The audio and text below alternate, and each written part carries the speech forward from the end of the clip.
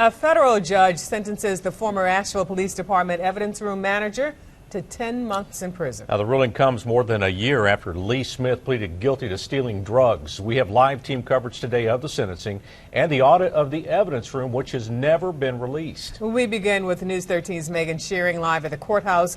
Megan, Smith apologized for his actions 3 years ago.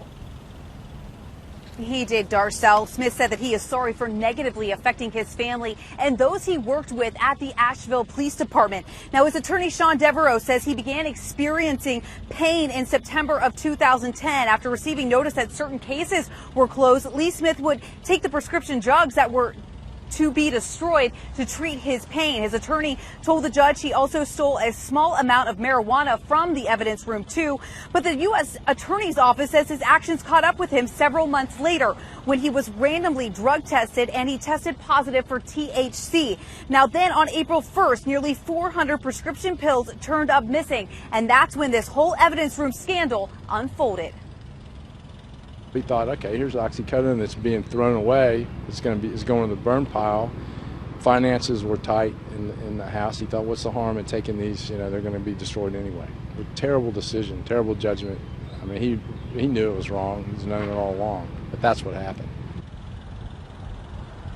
The U.S. Attorney's Office determined the street value of the drugs taken by Smith was somewhere between $10,000 and $30,000, but there was no evidence, though, to prove that he stole anything other than the drugs. Now, Smith will learn in a couple of months where he will serve this 10-month sentence. He will have to surrender himself at that time, and once he is released from his time behind bars, he will then be put on supervised probation for a year. Reporting live from the federal courthouse tonight, Megan Shearing, News 13. Well, Lee Smith's sentencing finally opens the door on a disputed audit of the APD evidence room. It was sealed by the SBI when it became clear that drugs, guns, and money were disappearing. Buncombe County DA Ron Moore sealed results of the state investigation and independent audit and says the time has come to make those findings public. News 13's Frank Crocker continues our live team coverage at the police department. Frank, exactly when will that information be released?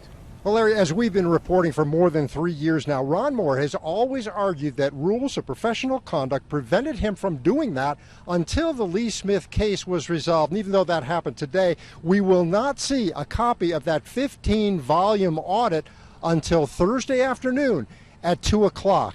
Now, here's the reason. Moore tells News 13 that he has now directed his staff to prepare for the release of what will amount to as many as 3,000 pages, an exhaustive examination of the old police evidence room. The auditor's already stated he found it in disarray. It's still being inventoried by a new APD property team, tens of thousands of items. Moore says the public will likely find results of the outside audit disappointing, that there are still plenty of questions. However, I'm also going to deliver the city their copy on Thursday, so this will become the mayor's problem, the city council's problem, the city manager, and the police chief's problem. And they will have to look, hopefully they'll all read all 15 volumes like I did and figure out what the issue is and what issues they need to deal with going forward.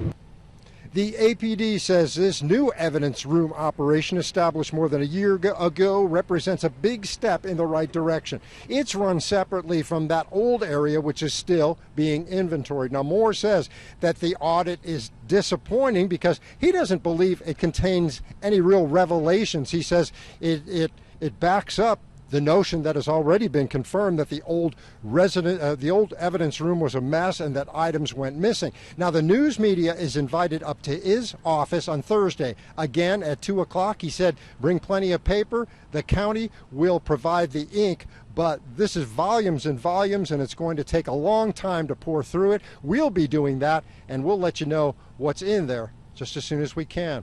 Reporting live in Asheville, Frank Crocker, News 13.